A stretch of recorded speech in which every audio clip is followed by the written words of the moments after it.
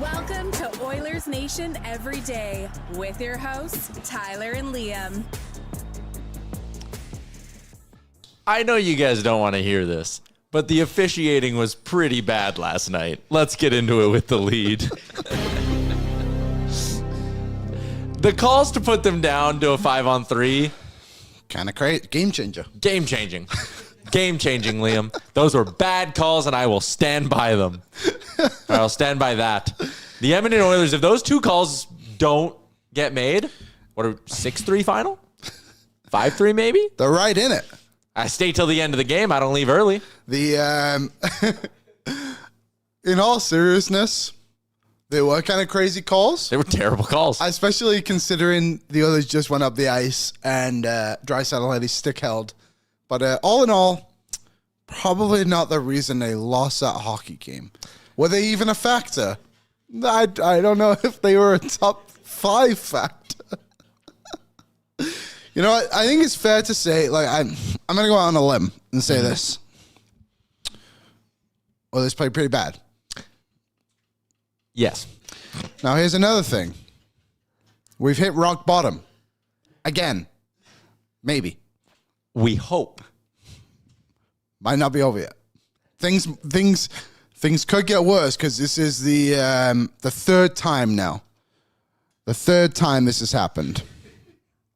Waivers. No one on waivers today for the Edmonton Oilers. Chris is in. Get lives, clowns. Assuming he's putting that towards us. Actually, our lives is this, and you're here paying our bills. So thank you so much, Chris, for being in the chat right now. Thank you, Chris. Shout out to you. Leave a like on the video, Chris. You're clearly subscribed. I did bring my clown costume. Yeah, you have to be subscribed to comment. So shout out Chris in the chat. Maybe you're the clown. Southpaw, worst day of your life so far. Yeah, no, that's a good point. Could be a Canucks fan like I said yesterday. Could be a Canucks fan. Oh, yeah, new mugs. Check them out. But I like to... Hope will never die. Yep. Get your mugs. Cheers. Let's post a photo up. It'll never die, but it's on life support right now. Go get your mugs, folks. Oh, I got something in my throat. Hope will never die. All right. If it's not dead already. Welcome into the show. We are live from the Sports Closet studio. Check them out online at sportscloset.ca. Their 25th anniversary sales only got a couple days left, so make a purchase of $100 or more in-store or online, and you could be entered to win 4 tickets and a $1,000 Sports Closet shopping spree. Show's also a presentation of Bet365. Download the app today. Use the promo code NATION, whatever the moment. It's never ordinary. At Bet365, Rye Spot is in. He says, tap the mug, Liam. I'm like, yep. Hope will never die. Might be dead. See what happens. This sucks. This really sucks. Which part? All of it? I mean... It's, do you know what? It does suck. Because... optimism was there. Like, going into the Colorado game, we've discussed this in the Buffalo game, as, like, they were kind of rocky and, like, you were a little unsure what to fully expect, but, like, they had given us, like, a reason to believe. Why is that so funny? All right. I texted you to put your lights on behind you, and I just saw the last thing I sent you guys in our group text. It's so fucking funny. And we can't say it on the air. Anyways. No, we can't. Oh, my God. I think one thing that's important today, the Oilers are obviously in a bad spot. Yeah. They're playing bad. They're in an okay spot. Still, standings-wise, they're in an okay spot. They're only 2 points out of a playoff spot. It's kind of irrelevant, though, when they're playing so poorly. And they've also played way more than everyone else. Totally. Points percentage-wise, they have 3 teams to leap to get in the playoffs. And that's valid. Yeah. They're not at the bottom, which is a positive. I think it's important that you guys get your opinions out in the chat right now, throughout the show, of course. Yeah. But let's keep it civil. Let's not go at each other. Let's not come at us. It's not our fault. We're all in this together. It's a handful of people's fault. Oilers front office, Oilers coaching staff, the goalies, the defensemen, the forwards, the refs from last night, and Doug Waite in the YouTube chat. Yeah, and sorry, Shooter, you're up. Yeah. It's those people's fault.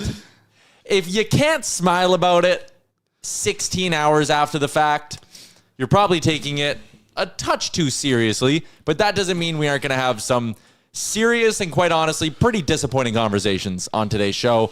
We got 3 great guests joining us. Yeah. We're going to cover the goaltending stuff with Doobie. He's going to join us at 12:30.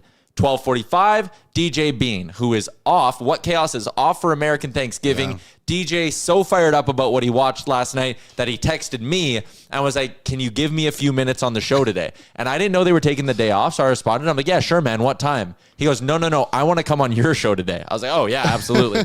So DJ will join us at 12:45, and then David Pagnotta at 1 o'clock. What are we going to talk to Dave Pagnotta about? The Oilers didn't put anybody on waivers today. I'm a little bit surprised. I thought there was going to be a let's shock these guys a little bit. And there were a couple of places I thought maybe they'd go. I'll be honest, mildly surprised Calvin Pickard wasn't put on waivers today, although they don't play till Saturday, so that could be a decision that comes tomorrow. They may have wanted to sleep on it for a day. You wake up today, is it still what we want to do? Yes, it should be what they want to do. And then you probably go the right way about it where you tell Calvin Pickard this afternoon, like, hey, we're putting you on waivers tomorrow. And we're bringing up Connor Ingram. You give Ingram a couple days to practice. Regardless, we'll talk to Pagnotta about what could be happening behind the scenes because the Oilers got to do something here to shock the system. And maybe it's more than Calvin Pickard on waivers. I mean, you can't do much with Freddie, although maybe he's hurt now. It sounds like he's hurt.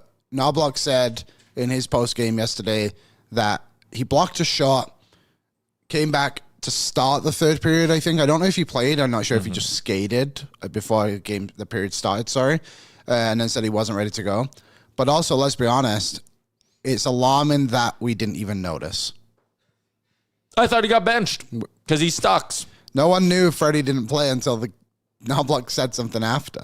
I legitimately went on multiple shows today and was like, he got benched.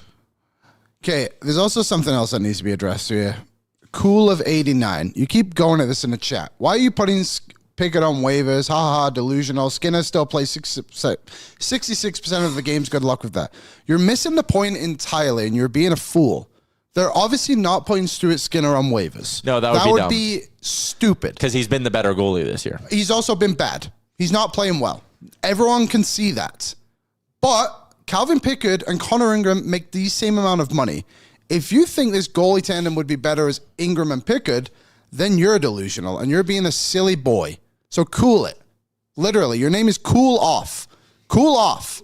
Because you know that I also don't think that Ingram is necessarily the answer.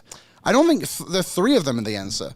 But you need to find out if he can be something. And maybe Ingram can come in and give you 5 or 6 good starts. Even if it's 3 or 4 good starts, it's a sign in a good direction and maybe something can change. Yep. But that is a bullet they have in the chamber.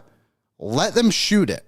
And if Pickard, who again has an 841 this season, he is not the problem on the team, but he's definitely not helping. Skinner's not helping. The defense isn't helping. But that is a bullet they have. Let them shoot it and stop being an idiot, please. You're being moronic. Thank you. Now cool off and continue on in the chat. I'm not going to ban you because you're overreacting. It's fine. Just chill the F out. Cool off. So Saravalli had a report yesterday that the Oilers were contemplating a goalie change and the team's core stepped up and said like, we're not sure if we want that to happen. And I'm paraphrasing, but they pushed back on the idea, right? I'm assuming that's what you meant to put in the prep sheet today for what does this say about Skinner? Yeah, that was my thing. The article you actually linked in here was Oilers listed as NHL's 5th most valuable franchise, and you and then you put what does this say about Skinner? And I was like, what does it say I about him? was so confused this morning on the I prep read sheet. through That the makes sense. whole article, being like, what does this say about Skinner? But the idea that the players went to bat for Calvin Pickard, you think that maybe says something about Skinner? In the sense of like, why does it take for them to get to the breaking point? And this is just on Pickard to start with.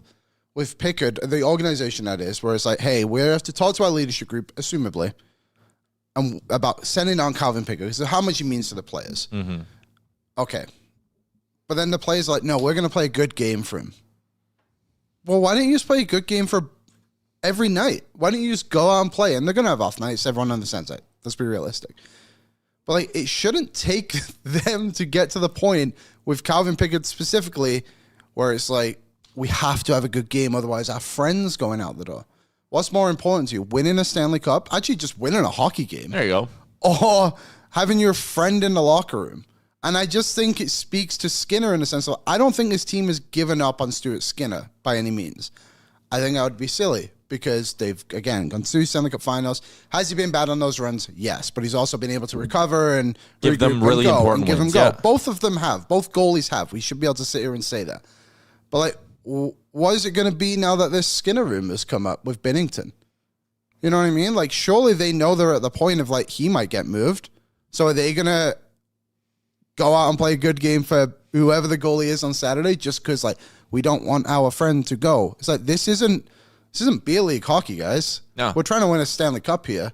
And you're saying it. And Connor McDavid took a discounted contract. Again, I know it takes the next year, but it's just like, let's get moving. The goalies aren't working. Your team defense is ass. You're not scoring enough goals. The coaching has been terrible. And then you get on the broadcast, and this is not me blaming Jack. It was just an obvious thing he stated. He's just like, there is no sound in this building right now. It's dead. And you were in the building because they've given us nothing to cheer about. Yeah. In their last 3 games at home, they lost 9-1, won 5-4 in a miracle win. Oh, yeah. And then lost 8-3. What, like, why are you worried about, like, we have to play one good game for Pickard to keep him up? It's like, no, you have to play good games, period, because you're the Edmonton Oilers, and you need to be better. You're supposed to be winning Stanley Cups. Can I build off that? Because I think mindset is a very big problem for this team right now. Aaron, can you grab the Matthias Ekholm clip? This is from before the game yesterday. Yeah. But I think this is the mindset they had going into the game. If one of their leaders is saying this publicly, here's Matthias Ekholm before the game. You got to somewhat have some respect for the amount of hockey we've played in the last 2 years as well. I mean, you look at Florida; they're not the same as they were in the playoffs. I'm sure they will be though in 5-6 months from now. So that's just the nature of it. You got to make sure you stay in it, and obviously don't give yourself too big of a hole. But it is hard to mentally reset after. Playing that much hockey. So I think that's the biggest factor for me.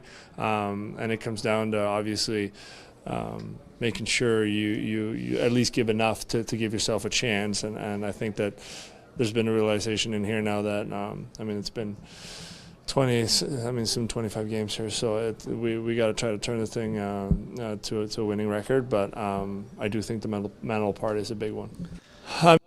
We are 30% of the way through the season. I certainly hope the guys in the room are figuring that out.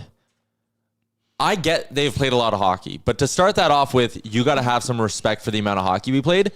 You get 3.5 months off, right? Like, I know training camp starts earlier, but like from game 6 of the Cup final to game 1 of the regular season is 3.5 months.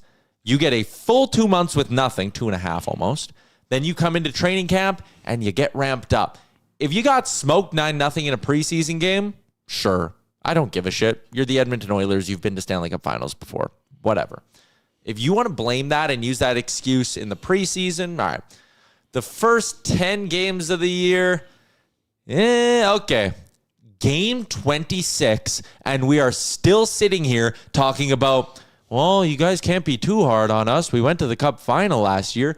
You're 30% of the way through the season. How is, and it goes, and you see it directly on the ice with this fucking team. No urgency, no give a shit, no interest in playing physically, no interest in playing a desperate brand of hockey. When shit's going wrong, they shrug and go, oh, well, went to the Cup final last year. Not our night tonight. Lost it, by the way. Yeah, they do not look like they want to win hockey games unless, like you said, their friend's job is on the line. Which is why I think you need to flush Calvin Pickard and get it out of here and say, guess what, guys? If you're Stan Bowman, you send the message to that room, Calvin Pickard will be in Bakersfield for Christmas this year, not in Edmonton with his family. That is on you guys for playing like shit. And you know where we're going to go with this? And I hate being the guy because I got 10 fingers and I could point them all at different pieces of this roster and of this organization. But to start this off, because of the message that a leader of this team gave, we're going to start at the top. We're going to go to goal number 3 yesterday and see who is a main culprit on this goal against, because, man, does it ever really sum up the give a shit level that this team's core and this team's leadership has right now. Grab your hockey stick. We've changed the format, folks. We're You're going to have to get your glasses on because we're going to the board. We're going to the board. Let me just quickly keep you there. We're going. Tell us when. Okay, we're going to the board because we keep getting flagged on YouTube. So we're going to put it up here and see if we don't get flagged on YouTube. Yeah. And if we get flagged, we'll go back. Yeah. It just makes sense. Okay, that's us from yesterday. That bet did not hit. Frederick and Leon on goal 3 from Austin Hockey. Yeah, I mean, Well, you can throw one other player in that too. you could throw you could throw Zach Hyman in there, and you could probably throw Brett Kulak in there as well. And Is Zach maybe Hyman? I don't remember. So okay, wait, leave it here for a second, Aaron. When we go to There the we full go. screen. So here's To what the board. you're going to notice right out of the gate. This player right here, that's Leon Draisaitl. He just got onto the ice. This is the beginning of a shift for Leon Draisaitl. Right next to him there, that is Zach Hyman. No, that's Trent Frederick. Sorry, that is Trent Frederick. That's Trent Frederick. Roll the clip. We're tied up on the boards. Why does Trent Frederick go off the ice there? We're going to get another look at it. And listen, they beat Stuart Skinner clean. It's a breakaway. I'd love a big save at some point. But like Leon Draisaitl just got off the ice. Trent Frederick sees that his man, and maybe we could pause it there again when we run it back, Aaron. Trent Frederick sees that his man is outnumbered 2-1 here. Like, he makes eye contact with this situation, and he decides to not go help out his guy at all. Leon Draisaitl just got on the ice. Look at where his eyes are. He's watching this third Dallas Star player go into the rush. He also should know, because he's one of the best hockey players in the world, he should know, oh man, my guy's in trouble right there and outnumbered. Maybe he assumes Freddie's going into the battle, even if you want to give him the benefit of the doubt and assume that he goes, okay, Freddie's going to go help that out. Leon Draisaitl, again, here, is a centerman watching a third Dallas Star skate towards his zone. Let's see if he moves his feet. Nope. Doesn't move his feet. It's a 2-on-1, a pretty easy one. Connor McDavid was coming back. Not sure where he was. I'm assuming he was trying to create offense, so I'll give him a bit of a break. He's way back there. Look where Connor McDavid is. Look where Leon Draisaitl is. Let's see who the first player back into... And look where Trent Frederick is. Let's see who the first forward back into the zone is. It's the guy who's at the other team's hash marks when this play develops. Zero effort, zero interest in defending at all from a guy in 29 who said he wants to be a Selke finalist this year. Also, too, important to point out, ear goal. That is an ear goal against for Stuart Skinner. That left ear is burning. We'll have to check out his percentage later on. The other part about this, too... legitimately stunned that Leon Draisaitl doesn't move his feet. Selke wants to be a Selke finalist, by the way. Can you just go back to the top of the clip, Aaron? Because I think there's something else that's really pressing about Frederick here. So he makes this play. He goes to like cut the guy off. His full intention to get to that side of the ice is to make a line change. Like, he has no interest in playing any form of defense here. And it's mind-blowing. Also, I'm going to mute someone in the chat. Al Garundi. You can mute him. Again, being a fool. Blaming Bouchard for this goal. He wasn't on the ice, by the way. So that's where your mentality's at. Get a personality. Okay. That's what I'll say. And again, yeah, ear goal. Don't like this. Also, too, like, Kulak... I know you're the third guy to make a mistake on this play. It's going to be in the fourth. I think Kulak... But, like, don't lose that. Like, play harder on the boards. Like, win a puck battle. Win a puck battle. Like, okay, why are you positioned that way? Like, it's clear. Like, the puck, you're on the wrong side of the puck. And again, he's had a tough season. There's a couple of mistakes by the forward. I would have liked to have seen Kulak play better, play harder on this one specifically. And again, Skinner. Like, that's Nathan Bastian. He had 2 goals last night. He has 3 on the season. 2 of them came yesterday. He almost had 3 last night. One got called back. Oh, yeah, he did. That was, high stick. That was high stick. Nothing he could do. Okay, so now let's watch goal 4. As Aaron gets that set up, like, again, it's just...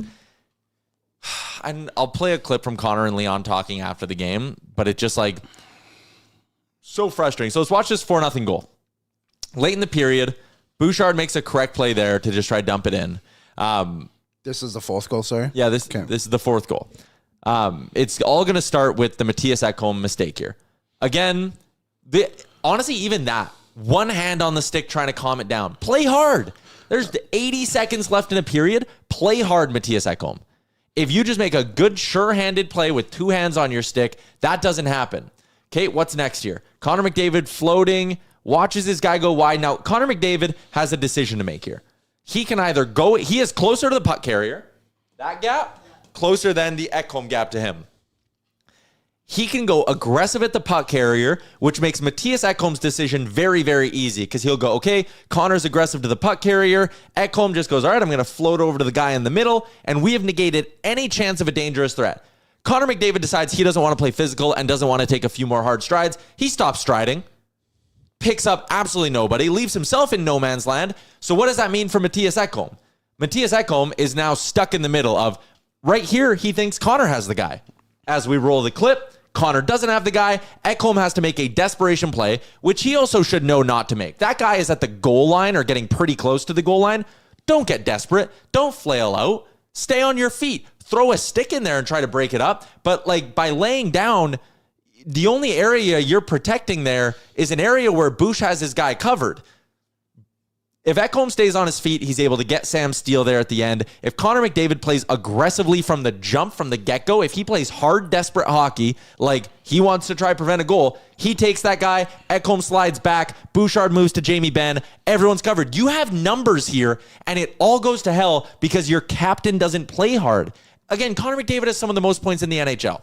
On the list of problems on the Edmonton Oilers this year, he's very far down. But on a night like last night, when effort and determination and desperation are at the forefront of why you got boat raced for the second time in 3 home games, and on 2 goals in the first period, when you're down 2-0, it's Leon Draisaitl and Connor McDavid making massive, massive effort-based errors. People want us to roast Evan Bouchard all the time. I will never roast Evan Bouchard for making mistakes in the name of trying to make a big play. That is what Evan Bouchard's mistakes are. Sometimes he's lackadaisical, sometimes he's careless. But you know what? In the D zone, he tries pretty hard on his 50-50 battles. He'll throw a stick in someone's back. He'll get pissed off and, try to do something. Those plays there from Connor and Leon are inexcusable. Your leaders need to lead. Yes. And they didn't specifically last night. There's been other games too where it hasn't happened. And that's where it needs to start for Edmonton, because I think it's a problem that on a night-to-night basis, we're looking at it being like, Matt Savoy played pretty hard tonight. And that's not a knock on Matt Savoy, but also, too, for a guy who's played 30 games in the league, he shouldn't be the one guy that stands out. Connor Clattenburg was playing his second career game. Talk about jam with Jay all the time. He was the only one who had any jam. He was their best player last night. He was. And that's, again, a problem. Yes. Aaron, if you could pull up that clip of him and as you do that, it is becoming a problem for this team. The lack of, they did, at the back end of that road trip, we talked about it yesterday, we talked about it with Louis, the physicality ramped up. There was a level of it, and I think there was a level of it yesterday too, to an extent. I thought Janmark and Clattenburg both played well. I thought Frederick obviously had that moment with Liam Bichelle where it's like you're digging at the net and you show a sign of life. That was Henrique, I think, with the yeah, scrap. sorry, I meant Henrique. Rico, yes, yeah, my yeah. apologies. But it's so glaring when someone does it, because it's so out of the ordinary for someone to play physical on this team. Yeah. But we should reward Connor Clattenburg and give him a moment here. And if you just want to run the clip, this comes from this fourth line just working hard. Janmark wins the puck battle, swings it back up high, gets the puck to the net. Everyone's causing chaos. Clattenburg, great set of hands there to get it. And it's such a shame that this moment came when it was already 4-1. Yeah. But this kid gave the Oilers some life because of shit like that. Big was hit, a hit. Forces a turnover. Janmark's aggressive, and when it resets, Aaron, I want you to pause it right before the goal is scored, as well as I believe that's Ty Amberson taking the shot from the point. I think so. Getting a puck through traffic. How many times, if we went through, and maybe this is something because we have 2 more off days coming up before our next goal, great celebration on the kid. How many times, if we did a freeze frame on this angle of every single Oilers goal this season, how many goals do you think they've scored where 3 forwards are within a 4-foot radius of the blue paint? That might be the first fucking one. It is game 26. I will go back and look, because I'm curious to know that as well. Clattenburg is an infectious player. Look at this. And he needs to be in this Oilers team. They can't send him down. No, he's the only player that deserves to be in a damn lineup. He's the only one. And this play comes from a fourth line working hard on your third pair and defenseman getting shots to the net with traffic in front. All season, we've talked about how Oh, they shoot so much from the point. It looks so bad. Do you know why you know they shoot so much from the point? Because every shot gets through because no forward is willing to get in the way and cause a bit of chaos. Yeah. That's the only reason we know. Every other team, they all have those big dark circles around the net because they get to the damn net. These guys don't. Clattenburg deserves to be on the Oilers team, and I hope you all enjoy meeting him tomorrow at the autograph session. So we've roasted the Oilers' big guns. I don't think we have to roast the goalies because the goalies suck. Well, we can roast them. They were terrible. They were terrible again last night. Terrible. And they've been terrible too often. They had a chance to build on good momentum coming out of Tampa Bay and Florida where they both played great, and they both fell flat on their face last night. Yes. I have another point about Chris Knobloch. You said that moment for Connor Clattenburg sucks it came when they're down 4-0. Yeah. Does he even get that shift if it's 2-0? No, not a fucking chance Chris Knobloch's playing him if it's 2-0. It's a good point. I never thought about it that way. Yeah, it's so true. What did he end up finishing with time? 12:58. Credit to him. Again, like... All the credit in the world to the kid. We talked over the summer, the battle between Philp and Lazar. What is Tomasek going to bring? I think Tomasek's been a lot better recently. I want to get that on record. He's found his game. He's finding the NHL way.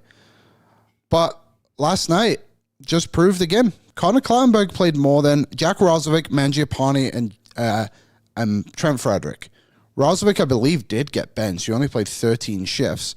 Mangiapane, did he get hurt? He blocked a shot and missed a few in the second period. My bad. He got hurt, and so did Frederick. So did Freddie. Mangiapane played 8:29. And somehow started the game on the second line. I don't understand this jumbling of lines where it's like, I understand you want to have depth throughout your lineup. Yeah. I get it. We can't get there yet because Mangiapane is playing bad, and Hyman needs to be up the lineup. Playing with McDavid. Mm-hmm. The offense, it was too late. It didn't matter. But to me, I just don't know how you can separate Roslovic, Draisaitl, and Podkolzin. Beer Baron. The crowd was so quiet, it was creepy. They had nothing to celebrate. They were down 2-0 before I had 2 sips of my beer. It was so flat. It was so flat. So flat. And again, I've said this throughout the season already. It is not difficult to become a fan favorite in Edmonton. We all love Connor Clattenburg already. All he does is skate and hit. All he does is that. And I'm not discrediting him. He's playing great.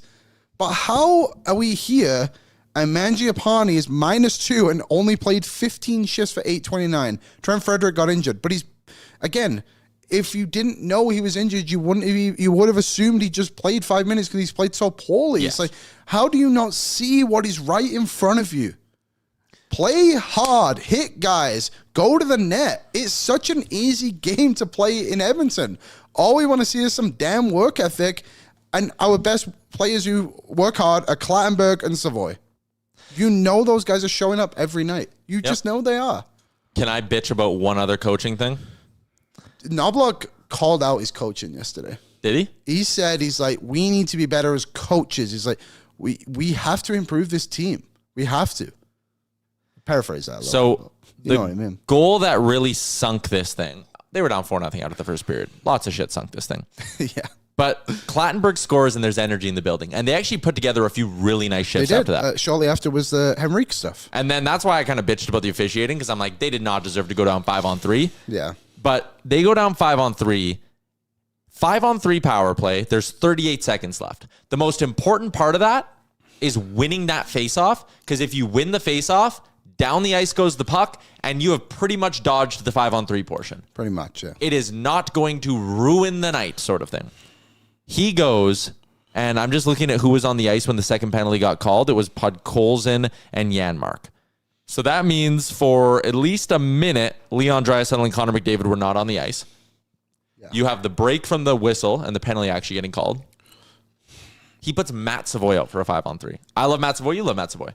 We just said he's one of the 2 players who actually put forth some amount of an effort that he could be proud of last night. Yeah. He does not play center. Not for all, he hasn't played that since he was a fucking Sherwood Park Crusader. He hasn't played center. We had no choice. It was him or Tanev and Carrick. He hasn't played center since junior. And again, could he have snapped back the draw? Sure. He is an undersized young winger. I get you may have thought he would have been one of your better penalty killers in that situation.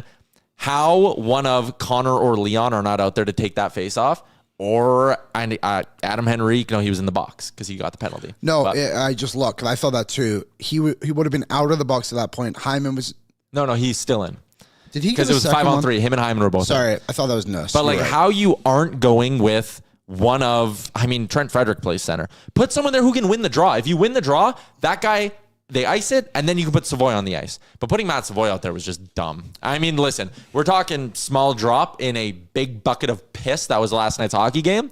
But that was an unforced error that they made when the game was maybe in reach. You had to squint, but it was maybe in reach. You had to have long arms. There was signs of life. And it just got pissed away because of bad officiating and then a decision to put Matt Savoy out there. It's just they can't get out of their own way. Yeah, I respect the idea of rewarding Savoy, but pick your spots. You already reward him by playing on the penalty kill all the time anyway. Yeah.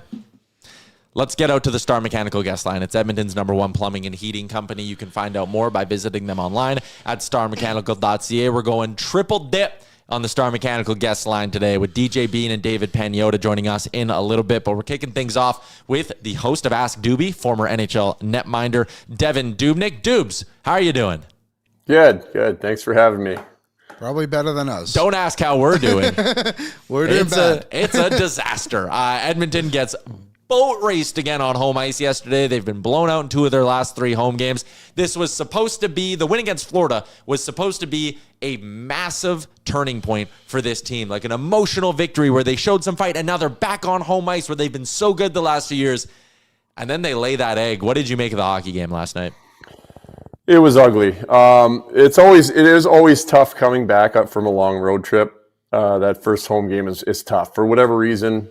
It just is. But just watching the game was tough. The first period, there's just so many errors that they're unnecessary. I was just rewatching it a little bit right now, and go to the 2-on-1 goal, and you're already down 2-0, and the 2-0 goal, it was the first goal of the game. You get both D-men caught behind the net. Bouchard and Ekholm both go behind the net, and they lose the puck battle. It comes out front, guy puts it in the back of the net. Then you have a power play goal. And then you have Trent Frederick is on the boards. He throws the puck away to nobody instead of getting it deep. If you need to make a change, you get the puck deep, you go change. He throws it cross ice. They transition and go up. And then the whole line goes for a change. D-man decides to get in a battle on the wall, which again probably should have been his read to not jump in if your line's changing, although it's not a good time to change after you've just turned the puck over. And a nothing play turns into a 2-on-1. It's in the back of the net, and it's 3-0. And then the fourth goal is Ekholm is a great defenseman, and he is counted on to be the top pairing on the Oilers. That is crazy bad watching that play. The puck comes to him. He has full possession in his zone. He fumbles it, throws it away. That turns into a 3-on-3, and he completely gives himself up. He slides, doesn't block the pass, and he just continues to slide off, and he's laying on the ice behind the goal line, and they put in a rebound. It just, especially in a game where things are unraveling a little bit and a little bit out of control, you got it. You can't keep making these plays and turning pucks over. That's just 2. Well, that's 3 of the goals. You start with the first one at the start of the game, both D behind the net, but then it's just two pucks given away to the other team, and then the response on the turnovers is not there, and things just snowball. And then you talk about the penalty. I heard you guys talking about the PK and all that stuff, but 5-on-3 is tough, regardless of like you said, it's a small drop in what was that game, but they're just to me it's the turnovers that turn into it's just these compounding mistakes onto each other. And you can talk all you want about the goalies, but when you're these chances that are coming out of nothing, and that's the chaos that happens in front, where there's things that are there that develop and are available that shouldn't really be there if you're in any sort of structure. I think, look, obviously people want a goalie change. There's no doubt about it. We can tell them it's a bad idea, whatever, it doesn't matter. Would it even change anything? That's the ultimate question. How many of these goals are even that preventable. Like, the whole conversation right now is Jordan Binnington after that. But, like, before we get to that part, like, if they brought in another goalie, would that even help them? I mean, not playing that game. No. I mean, you never know. Things can change, right? Like it can provide a jolt. It can do whatever. It certainly can change something, but no playing that game and having the turnovers and the things that I talked about, no goalie is going to be successful in these games. Now, can they come up with a save at some point and let you get on track? Absolutely. And that's going to be, that's the goalie's job at some point, but it becomes increasingly more difficult to do the more chaotic it feels in front of you. You start to run around, that pressure builds. You start to feel like the other team's got 10 guys on the ice that are open at any point in time. And you start getting jumpy and things, don't work smoothly. And then maybe you let in ones that you shouldn't, or you're just not stopping ones that maybe in other games you should. So if you repeat that game, I don't think it matters who's in net.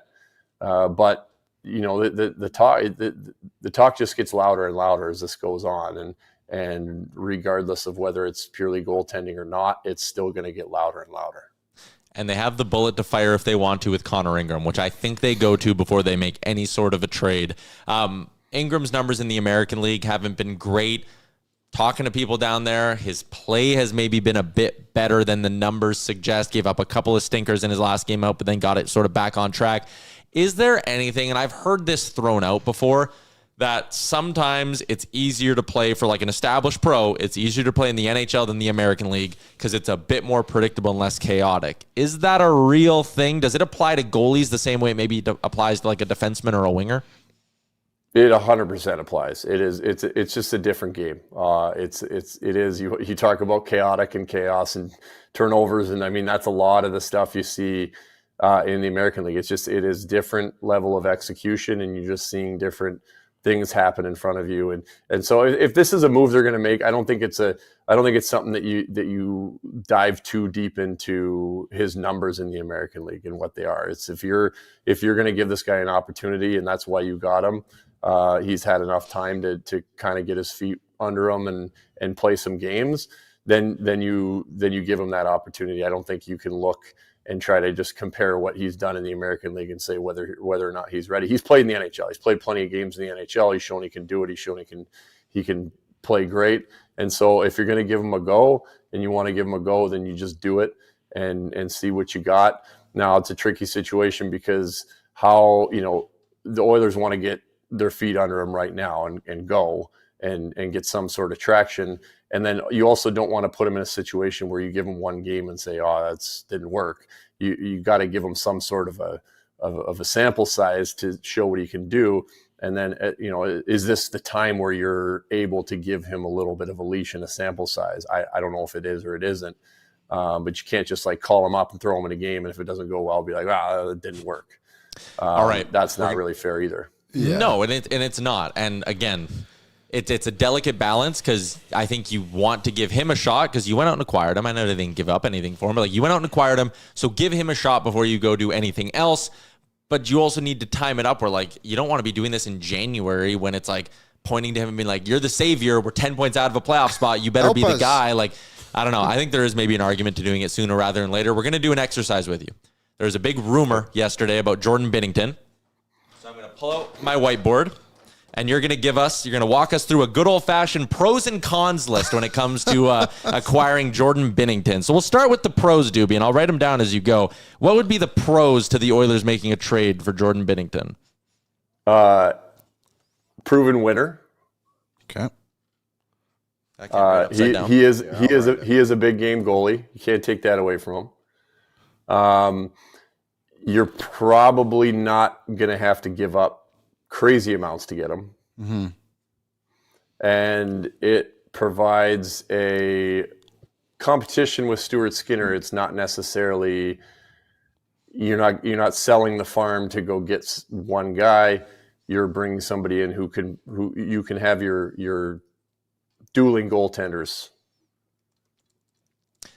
I think that tracks. Yeah, I mean that's kind of what I was thinking too. Is he's a guy who's won, and the Oilers have been to a cup final, but they never won.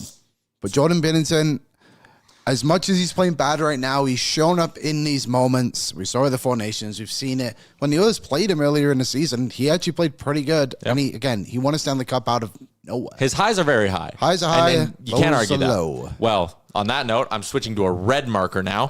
So, Doobie, let's go through the cons that we got to put on this list. Shout out to my handwriting. I mean, how do you put it? The sideshow? Yeah. Shit show, we can call it. I'll say that comes with the territory, right? Is that the sideshow and the I would say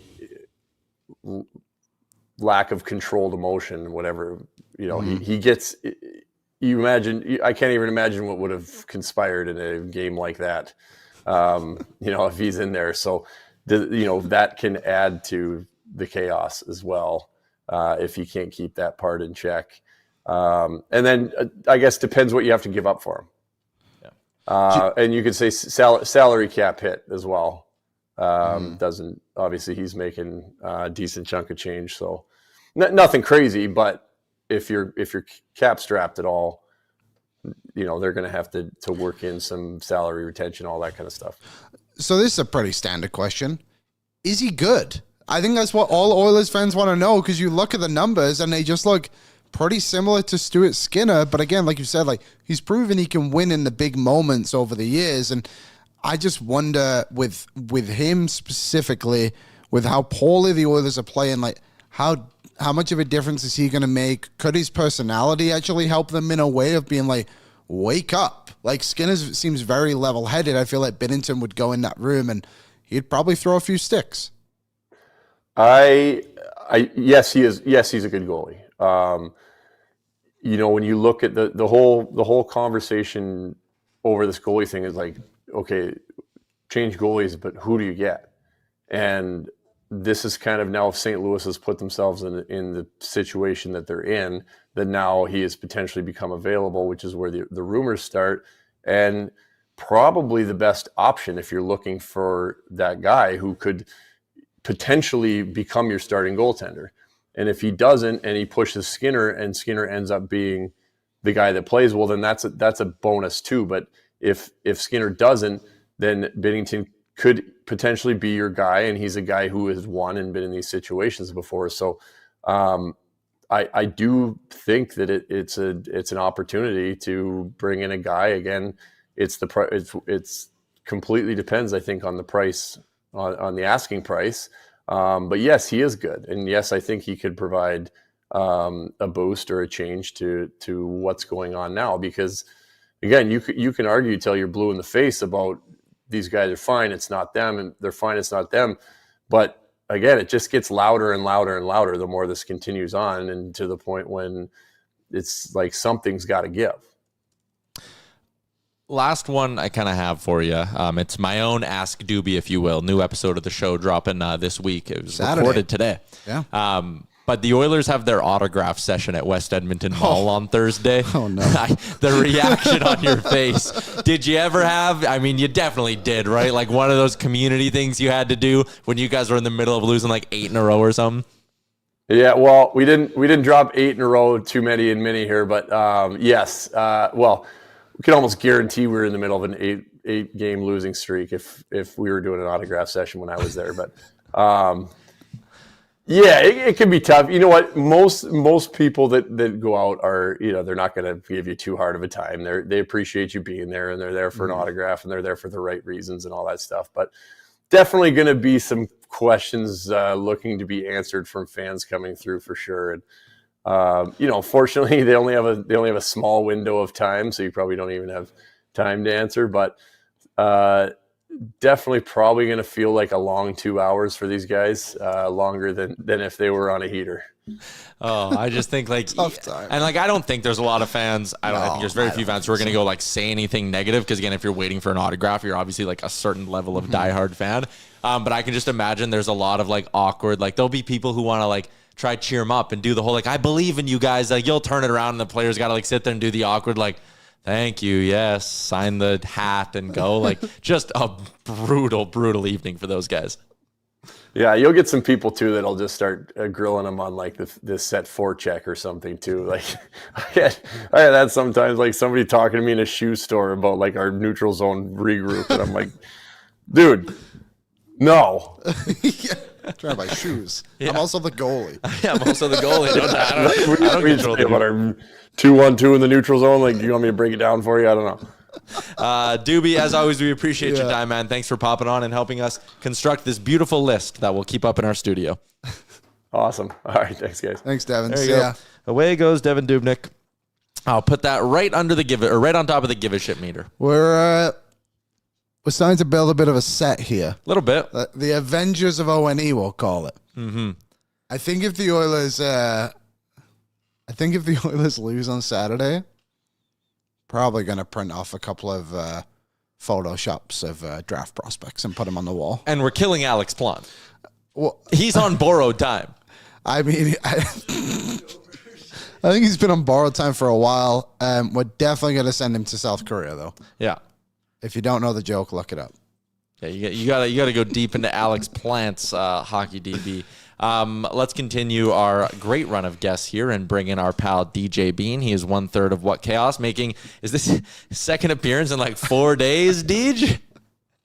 Yeah, this is also the first time in like 100 years I've asked someone to come on their podcast. Yeah, I was confused. You texted me this morning. You're like, I thought you guys were going live today. So I was like, oh, yeah, I can pop on. Like, let me know when. And you're like, no, I would like to come on your show. It's obviously American Thanksgiving, so you guys are taking a few days off. But you got Oilers takes. Yeah, I texted you and I was like, can you give me a few minutes today? And you were like, give you as much time as you want. When do you need me? And I was like, oh, no. Can you give me the opportunity to just speak? Because as you said, today's episode was banked. You can get it, and I'm sure it's a lot of fun. But we do not have any Oilers on there. Do I sound okay? I'm just doing this raw dog. Okay, good. Cool. Yeah, I was losing my mind last night.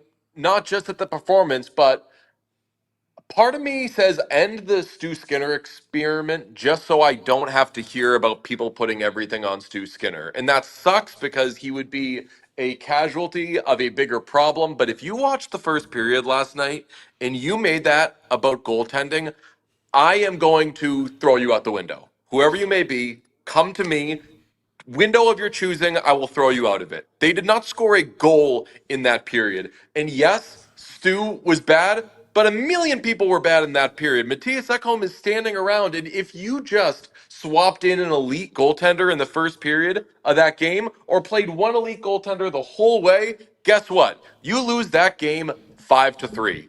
And you still lose and you still give up 5 goals. So you're letting the bigger picture off the hook, which is that this team is treacherous defensively right now, something that I think they could maybe address with better coaching and with Jake Wallman eventually returning. But my God, the only thing that would have been worse than what you saw last night is if Jordan Binnington were on the team when that happened last night. Because at least Stu and Pickard get sad. Binnington would have lost his mind, and I'll welcome Binnington if they make him the guy, of course. I think it would make more sense to pair him with Stu and have him replace Pickard.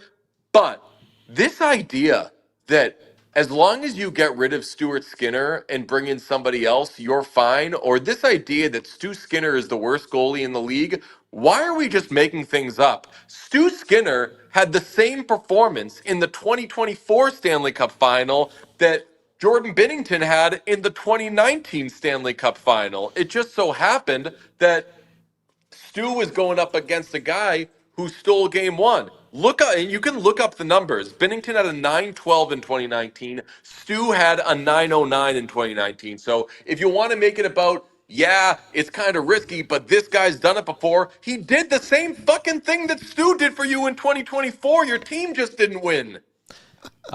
So obviously Stu Skinner and Jordan Binnington have each started a game 7 in the Stanley Cup final. In Stu Skinner's game 7, his team scored 1 goal. It was only Matthias Janmark. In Jordan Binnington's game 7, the team scored him 4 goals.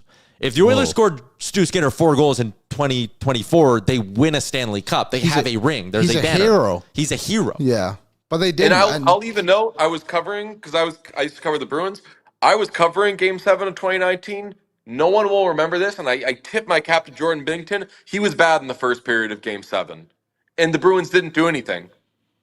There were pucks in the crease that could have been like he did not have a good performance, and they let him warm up. And because I do think he is a good goalie, he figured it out and he locked in. And by the time it was 2-0, chances are the Bruins weren't going to score any goals. They end up getting one from Grzelcyk that's garbage time in the third period, but that was not some, okay, he's done something that we've never seen before. That was a choke job by Boston. So it maybe in 2024, if you're going up against a team with a little less metal and a little less chutzpah than the 2024 Panthers had, maybe you end up winning the way the Blues won in 2019. The Blues, let's not forget, and shout out to the Blues, all the respect in the world for winning that Stanley Cup.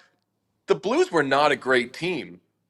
And every good team except for Boston in 2019 got eliminated in the first round, so it just became anybody's game. And Boston wasn't an unbelievable team. They're better than everybody else that was remaining after the first round, but they kind of choked that away at home in Game 7. So there's a lot of factors that led to this reputation Jordan Binnington has of being this, numbers be damned, he's great.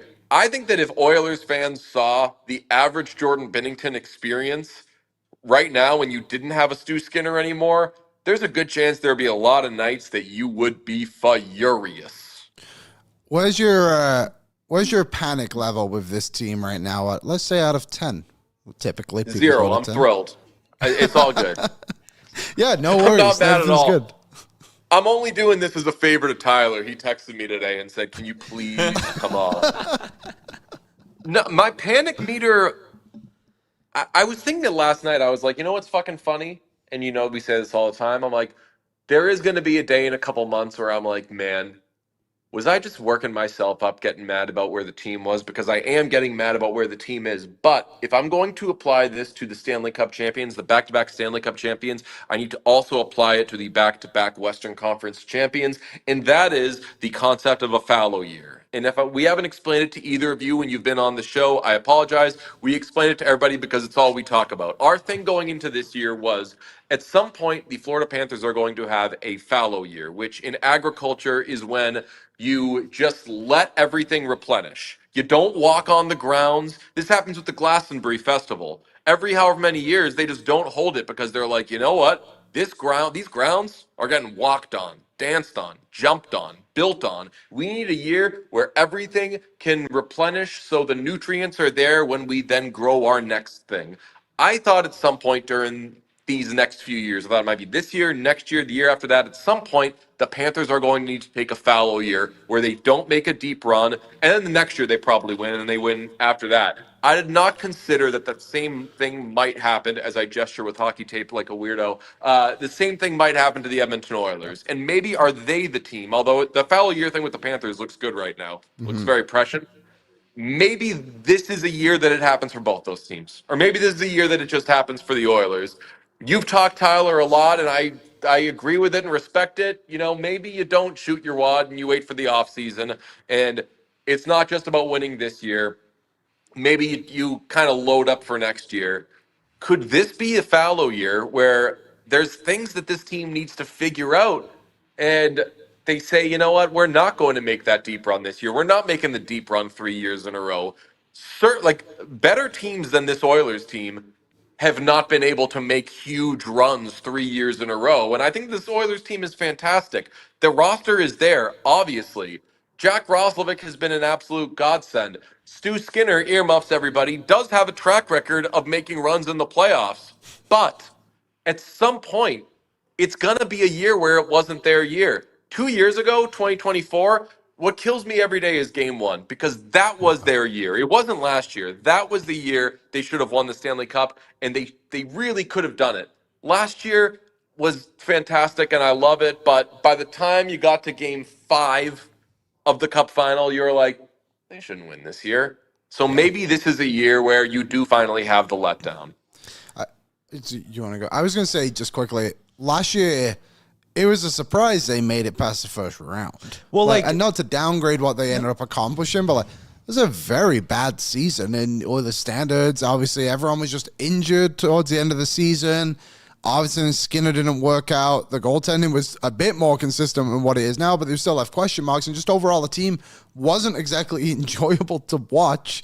And then they were down 2-0. And then all of a sudden, they just found a run and absolutely dominated the Western Conference. And I think that's why people should still believe in this team, because once they get in, there's so much magic to go with it, and it's just like, I'm all in. They're going to the finals again. I don't know how they're doing it, but Mangiapane has 20 goals in the playoffs now all of a sudden, and Trent Frederick's running through everyone that moves. Hopefully that happens, but I just think that is more than capable because they do it all the time. But that's why it's possible, but I think it's okay to accept that sometimes it's just not your year, and I know we can't really be doing that with Connor McDavid, but my whole logic with, like, if St. Louis is sitting there holding you ransom right now, going, you got to give us a first-round pick for Jordan Binnington, and you got to figure out the money because we're not retaining. Like, wait till the summer and get UC Saros, and cross your fingers that Stu Skinner goes on a heater. Like, people are going to crucify me for saying that, but like, I think it's the measured approach to take here. If you're giving up anything of consequence when you are not necessarily upgrading, and I do mean like upgrading, because let's say recent years, at their best, who's been better, Jordan Binnington or Stuart Skinner? We're not happy about what the goaltending situation is right now for the Oilers. Of course, I would love to upgrade it. But recent years, who's been better at their best? It's been Stu.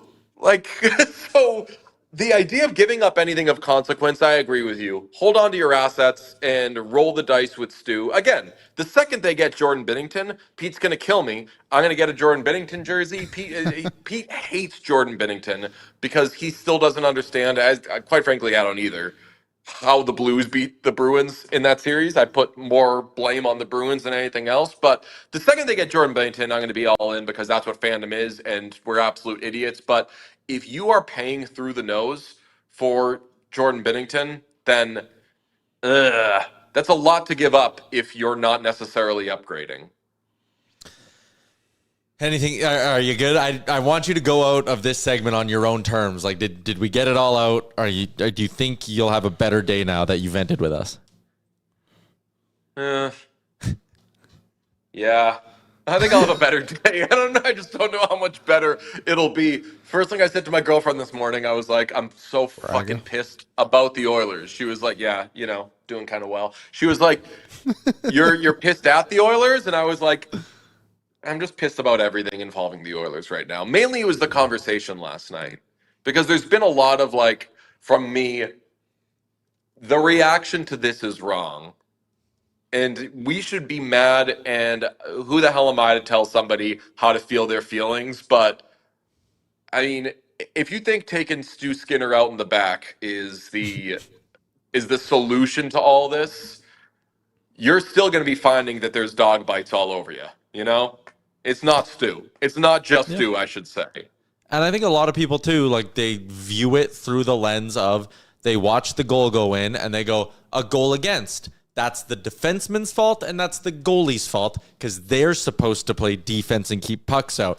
Good Lord, we did a full breakdown today of Leon Draisaitl standing still in the neutral zone and Connor McDavid not taking his guy on a back check and Trent Frederick having a line change that would probably get the average peewee or novice player benched for at least a couple of shifts. There are so many problems with this hockey team that, again, if you bring up Ingram, like, I do think you got to do something to shake up the room. Bring up Ingram, put Pickard down, tell that locker room, like, you guys cost Calvin Pickard his NHL career. The way you guys are playing is not good enough. Wake up or someone else is losing their job next. I think you need to do all of that stuff. And if we get to the middle of January and they're looking like the Oilers of old, let's giddy up. I'll spend a first-round pick on a goalie. Let's go. Until they give me some sign of life, no, they're not worth investing in. Not when those things can be spent on other things in the offseason. Yep. And the thing to not forget, as we've been doom and gloom, like, I'm obviously not giving up on them. And if you ask me in 2 days, because the Oilers will have not played a game, who's going to win the Stanley Cup, I'm going to be like, probably the Oilers. I feel really good about them right now. But the thing of, you could still make that run again. And as Liam said, it wasn't that they were lucking their way through the second and third rounds. They were the best team in the world by 10 miles. Yep. If the Oilers had gotten the pay, this sounds really like copy, but the way, shout out that guy, he's retiring, I hear. This is a lot of coping here, but the way the Oilers were playing in the second and third rounds, if like instead of game 5 of the second round, them playing the Golden Knights, if they were like, okay, Stanley Cup final against the Panthers begins right now, they would have won the Stanley Cup. Like they were so much better than everybody else. So you could still make a run as is, but boy, do heads need to be removed from asses. Last thing, really quickly. No, there was no bench celebration when Jamie Benn scored his 400th goal last night. We didn't get it. He almost got his 401st as well, to his credit, but Post saved us that one that time. Yes, as Rear Admiral responded to me on Twitter when I noted that, he said, so I guess you could say the celebration did not go down.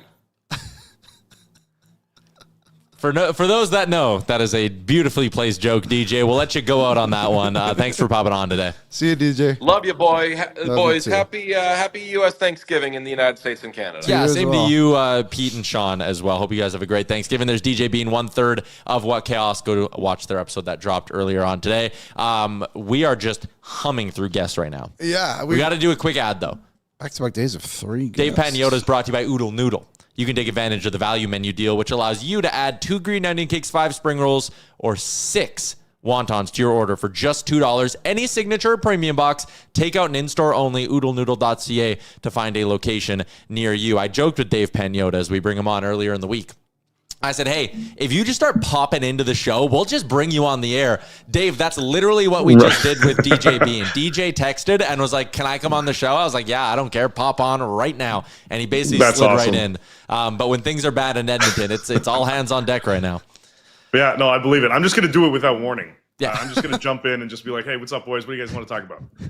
Goaltending. Yeah, goaltending. Yeah, of course. Right? What else is there, Liam? Well, there's nothing else. Before, when I was thinking this week, when we were going to obviously bring you on whenever that was going to be, I was like, I want to not ask him about goaltending this week because every single week we have to ask. And I was just hoping those 2 games against Tampa and Florida is like, we can switch the conversation. We can talk about the mentality of this team and whatever else has changed. But then all of a sudden there's a huge rumor about Jordan Binnington yesterday. Are they actually interested in Jordan Binnington? I'm sure there's a level of interest because if St. Louis is willing to listen on everyone, then you have to ask. Mm-hmm. Yeah. But he's got a $6 million cap hit. I don't see a reason for St. Louis to retain on it. And how are you coming up with $6 million in cap space? If you move Skinner, 2.6. All right, how are you creating the other 3.4? It's just, again, I know unless things get crazy and one of the big boys is leaving, and big boys money wise, it's going to be a summer thing. Unless it's a lateral type move here, I don't see it. If I'm wrong, I'm wrong, but I just don't see a permanent fixture between the pipes coming into Edmonton this season, unless you're moving one of those big guys. And I don't know. The only one's Nurse. Like, the only one is Darnell Nurse. I mean, you can sit there and start to, like, wince and be like, okay, well, if you convince Adam Henrique to leave and then you trade Kulak, but then you got to replace those guys in the lineup, and that costs money. Like, it's not like you're just fully subtracting that cap hit. You're bringing in a defenseman to take Kulak's spot on the roster, so the most you're saving is, like, $1.7 million. The most you're saving on Henrique by the time he's out and someone else is in is, like, $2 million. Okay, $3.7 million. You're not getting a number one goalie for that money. No, and all of those other moves are going to involve other pieces. What the hell are you trading for a goalie? You just, I mean, okay, you're going to add Skinner. Cool. That's your piece? You're saying your goalie's not good enough. We need to get a better goalie, but take our goalie. It's going to be fine. He'll be okay. It doesn't apply. It doesn't work. The logic's not there. You got to look, first of all, did everybody watch the game last night? Yes. Because I'm sadly pretty sure some guys in the Oilers were asleep while the game was going on, while they were on the ice. defensively, they were garbage. Awful. Like this, it was not good. And whether it was Stuart Skinner or Calvin Pickard, it didn't matter because they were let out to dry time and time again. When you're leaving a guy 10 feet in front of the in front of the goal, wide open, hell of a good chance he's going to score. Guess what? That happened a few times last night.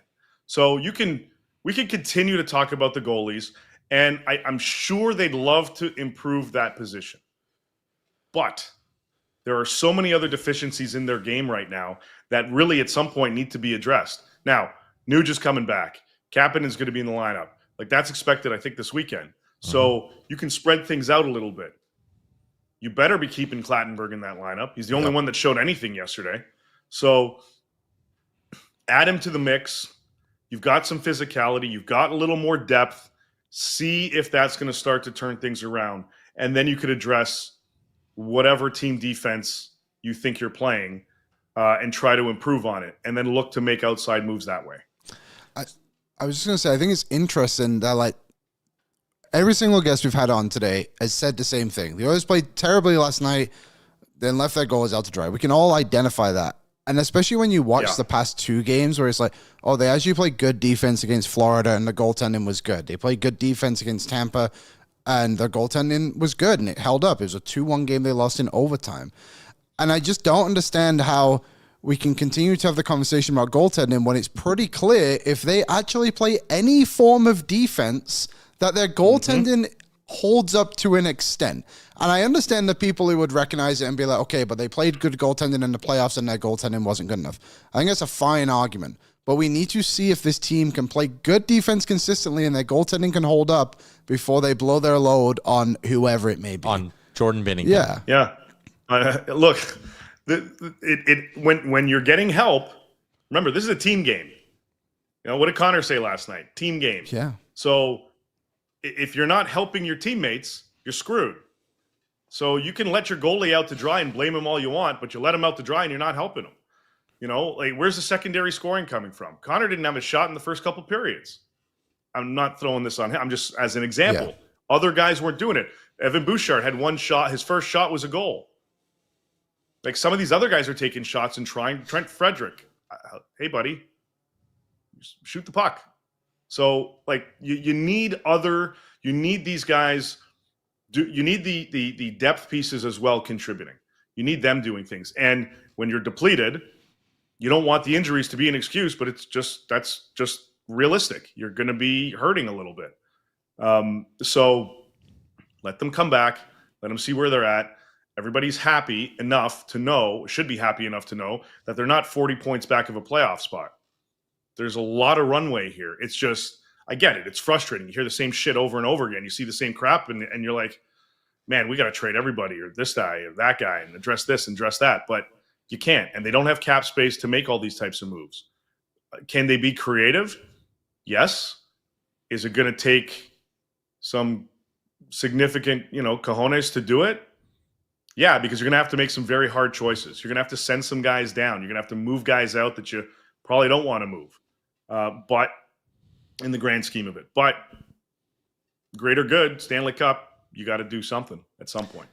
So, like, sending a message, again, way easier said than done. And I guess kudos to the front office for not being as frustrated as maybe me and Liam are. But I was fully expecting to. Well, they're frustrated. But don't think they're not. Like they're not happy with what they had. I'm pretty sure they didn't when they gave Trent Frederick that contract. They weren't like, man, if you can get 2 goals in the first 20 games, that'd be lovely. But the pretty sure that's not what they thought. What I wanted to get to was I thought we were starting our show at noon Mountain today, which is when waivers drop. I was fully prepping for Calvin Pickard to be on waivers, and I thought they're going to bring up Ingram, and I thought that's like the message to send, because you hear Connor and Leon after the game being like, we're not playing good enough for our goalies, and there's a report that, the leadership group stepped up and said, we don't want Connor or Calvin Pickard going anywhere. But you know what? It's professional hockey, and results matter a hell of a lot more than friendships. I think the message to send to this room, even though it's not 100% on him, you put Calvin Pickard in the minors, you walk into that dressing room and you say, hey, everybody, Calvin Pickard is spending Christmas in Bakersfield away from his family because none of you give a shit about playing defense. That's the message I would have sent today. And well, you got brass ones, and that's what it would take to a certain degree to get these guys get their heads out of their what. Like, now maybe they're waiting to see how this team responds when they get reinforcements. We knew it was going to take some time before Hyman was going to get his game going, because he missed a significant amount of time plus all the camp and the start of the season. So he gets a bit of a bye there. But now let's see how Nuge responds, how Kapanen does. Let's see how the formation of this lineup is going to be. Like, you putting Nuge back on left? Like, how are you going to form that? Like, are you doing Nuge, Connor, and either Roslovic or Hyman? Savoy's got to drop in the lineup. He hasn't done much. So, and at the same time, the confidence thing with him, so maybe you send him down to play a little bit more in the A, to gain a little bit more confidence. Now, because you're a healthier group, you've got more to play with. I get it. Like, it's frustrating across the board. And there are no quick fixes, but there can be some quick messaging. And if they can't figure this out when those guys are back, then I think that's when they're going to get to a point where they're not going to have a choice. They're going to have to make those types of moves that you were talking about, Ty. I like that line you just used as well. Like, there's can be some strong messaging delivered here. Like, trades are hard to pull off in the middle of the season. Their caps, their hands are tied a little bit by the salary cap. They don't have a ton of assets, so whatever move they make, they have to be sure it's not a panic move and one that they won't regret in 6 months. But you can send messages with this hockey club. And you can make bold moves. Like, well, every fan base wants that, right? Like, Carolina's not afraid to take those big ass swings. Yeah. Vegas does it year after year. Utah's itching to do it. There are ways to do it. You just have to make sure you're comfortable with, if shit hits the fan and it doesn't work out, you got to accept those consequences. And even just 1% better is still 1% better. You get better in that moment if you just make a slight move. But whilst the sky is falling in Edmonton, it is also falling in Vancouver and also Calgary. The Western Canadian front is just, we're not going to be here much longer, it feels like. Most of the country. Yes, but most of the country, I guess, Toronto. But in Vancouver, they put out the memo the other day that they're going to be putting guys available. It's just the guys who are going to be UFAs for the most part, right? No, there's Connor Garland's name's out there. Okay. It was out there in the last 5 days or so, at least spoken. And now we know why. Like, they have other pieces. The obstacles are they gave everybody and their dogs no trade clause or no movement clauses. So it makes things more difficult when you're trying to rejig your roster. And you also signed some of these guys recently, so you're probably not moving Brock Besser and so on. Quinn Hughes controls his fate, his camp, and everything that they want. Anything the Canucks want to try to do with Quinn Hughes will revolve around what Quinn Hughes and Pat Brisson say, his agent. So, there's nothing happening there.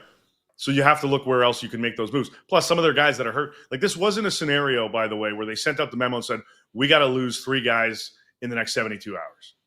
Like, we need to rush and make these moves. This was more of a, hey, heads up, we have pieces that we're willing to move sooner than later. This has to happen now kind of thing. Yeah, Kiefer Sherwood's going to generate the most interest. Garland has as well. Teddy Bluger's hurt, so you got to wait a little bit. Derek Forbert's hurt longer. You got to wait on him. It's not a white flag, but it's definitely, throwing up the smoke signals and saying, yeah, we need to talk to a lot of you guys and try to figure out some moves here to help us and maybe help you in the long run or in the same time, whatever. Rutherford, we saw it a few years ago when he went and got Lindholm and Zadorov. Like, he's not afraid to set the market, right? To kind of try and get ahead of things. Obviously, you mentioned Kiefer Sherwood, $1.5 million.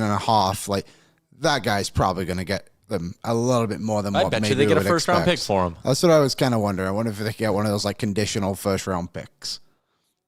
Well, it's not just, and by the way, his number, he keeps this up with his physicality, is probably in and around $5 million per year on his next contract. So that's the word. Teams, if they feel like that's the word, need to be comfortable in acquiring the player and then dealing with the contract stuff later. I haven't gotten the sense yet that the Canucks would give any permission to speak to his agent. So you're basically going in this kind of having a good idea what the number will be, but you're trading for the now. And a conditional first or a first-round pick straight up might be the right play based on what he does, because it's not just those numbers there and the goal scoring that's on the screen. It's his physicality. He is a guy that is not afraid to throw the body. He's done it the last 2-3 seasons, especially the last couple with Fan. So you're getting a player that is going to not only be an asset from a secondary scoring side of things, who comes with a sweetheart of a cap hit right now, but you're also getting a guy that's going to run guys in the right way and throw the body around. And for playoff teams and contending teams, that's what you want. And you couple all of that together, the goal scoring, the physicality in the hits, and that cap hit. And I would be surprised if you don't generate a first-round pick for this player. Would Vancouver actually make a trade with Edmonton? People keep talking about that in our chat. I can never wrap my head around if that's a myth or not. Yeah, so that's why I'm asking. Mm-hmm. What can you tell us? He's the insider. I don't know. I mean, well, outside of Evander Kane. Oh, yeah, that did happen. They did us a solid there. Evander Kane is looking like Evander Kane so far. They did. He's available too, by the way. He's got that limited no trade. Not a full no move. But that one, he's another player that throws the body around and whatnot. I just don't know if I haven't gotten the sense there's a significant amount of interest there right now anyway. But in terms of impact type of trades, yes and no, depending on what the asset is. Like Vancouver may hold out and say, well, we want a little bit extra because it's you guys, because it's a divisional rival. I don't think it would be exclusive to the Oilers. I think it would be anybody in the Pacific. You're going to have to pay a little bit extra for us to have to deal with this for another 4 games later on this season. Like that's where it at. Until you get to a discussion of you're swapping star for star or talent for talent kind of thing, those hockey trades, then that's a different discussion. But when you're talking about this scenario where you're selling off pieces, I think the same price tag would apply for anybody in that Pacific division. Yeah, that's fair. God damn it, hey? Maybe next week we won't talk about goalies. And like every year I convince myself, I'm like, if they start bad, I won't freak out. It's going to be okay. And then here we are, same spot every American Thanksgiving. I have people tweeting me yesterday being like, come on, Tyler, time for your yearly American Thanksgiving crash out. Like, they'll probably be fine, right, Dave? But it's just like so frustrating in the moment. They probably will. Sorry, I'm giving you ammo here. But you got to address like one of the big things, the differentiators that I see this season than last is you lost a physical edge in a couple guys, not having Kane and not having Corey Perry. You didn't have those guys that would be able to help out their D in the corners, in their own zone, get a little bit dirty and greasy, and then help your D guys kind of focus on closer to the net kind of thing, which is where Clattenburg, I think, is going to come into play. And if they send him down anytime soon, I'd be disappointed because I think he's exactly what they need in that lineup. Now, he's got to keep it up. So if he doesn't, then that's on him. But, the short answer is there is a lot of time. We're just at the quarter mark. There's a lot to go here in this one, but they need those other guys stepping up and helping out the rest of the group. And you got to eventually – you're right. Eventually, you have to send a message, and maybe it's because now that they're healthy, they might be able to play around with the roster. Toronto's doing that today.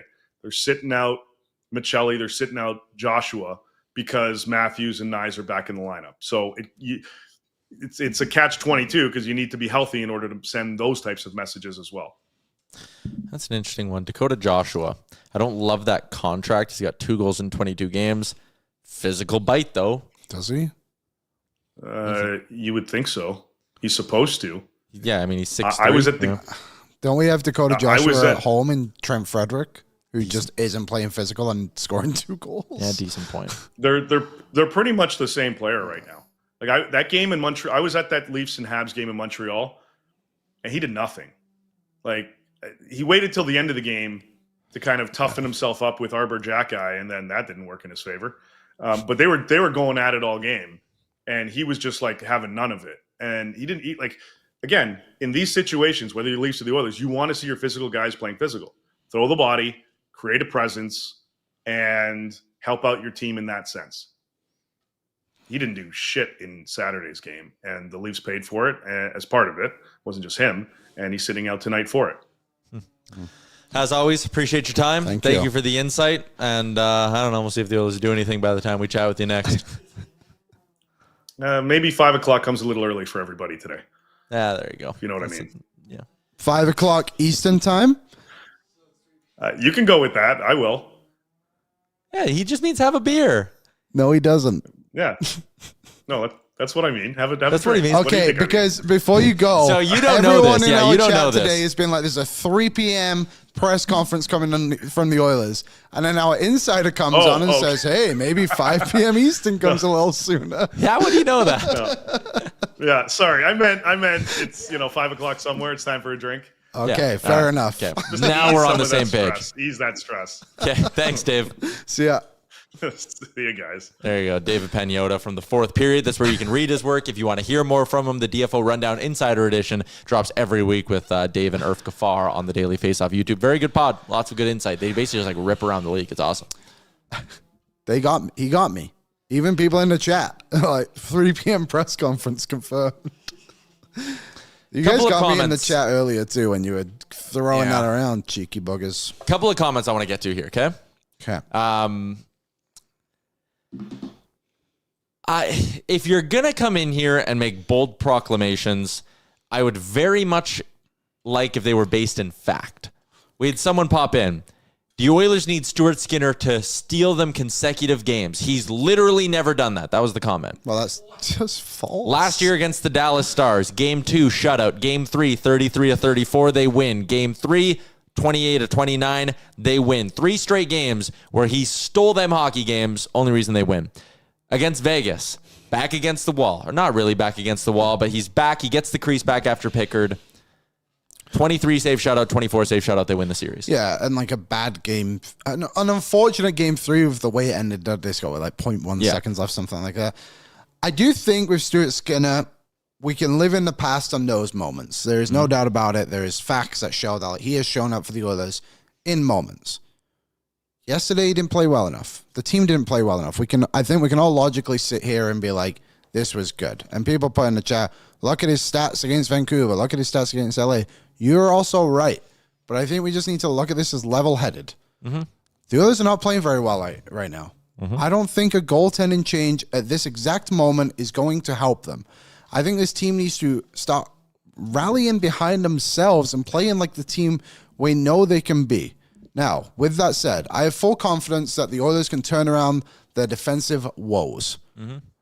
I don't have that same level of confidence that the goaltending is going to reach that same high. I think they can get back to being average.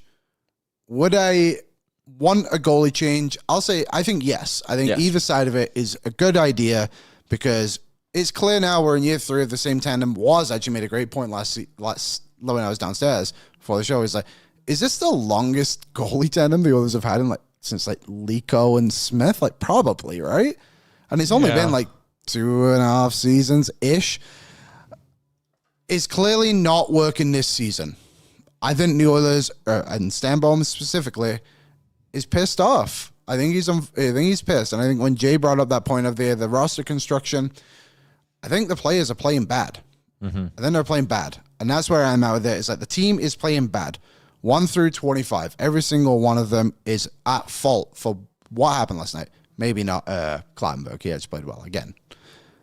They need to address themselves. And then when they start playing well, if we are sitting here looking, being like Stuart Skinner and Calvin Pickard are losing them games over and over and over again, then 100% they will trade for a goalie.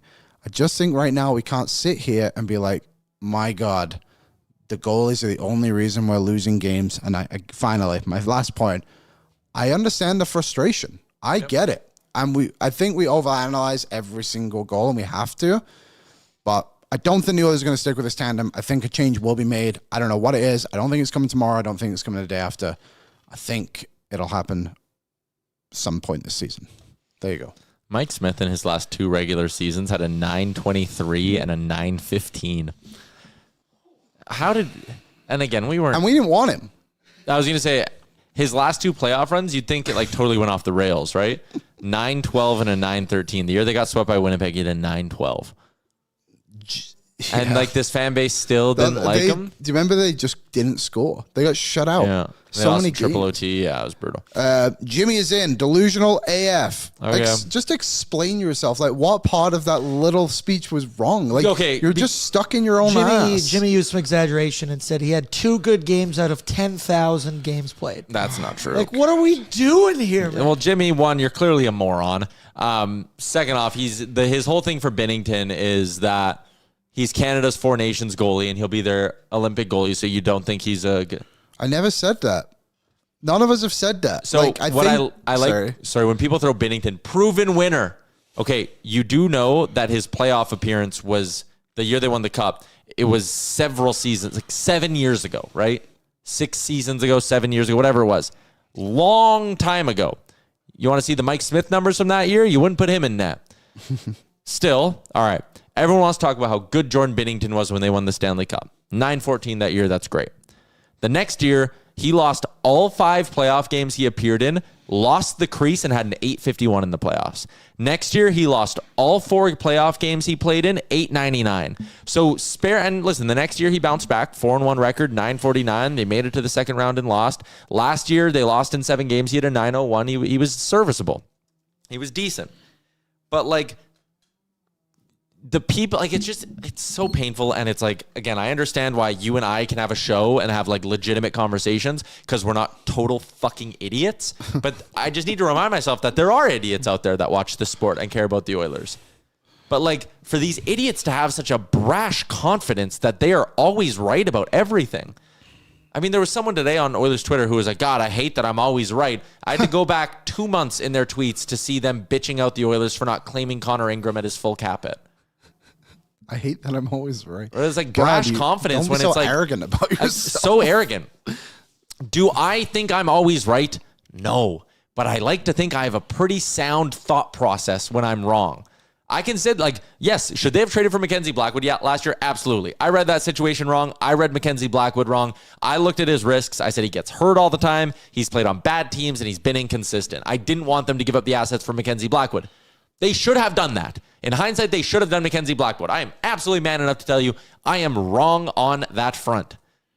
I also don't know if just going and getting a $6 million goalie in Jordan Binnington, closing off any chance you have of potentially getting a Saros or a Sorokin next summer, closing all those windows. I think there's a world where Joey Decord's available out of Seattle if this season goes haywire for them. Next year, that is. Like next summer.